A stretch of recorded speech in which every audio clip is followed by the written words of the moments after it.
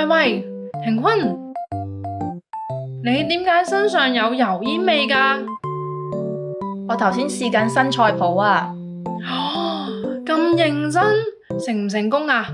勉強合格啦，但係個賣相都靚嘅，睇嚟大廚之路開始啦，下次可唔可以俾我試下啊？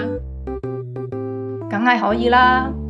不過你要應承陪我去一齊買菜喎，買菜係咪考驗我啊？都算係。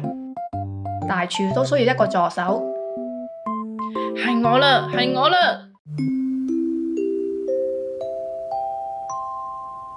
烹飪嘅手語係咩呢？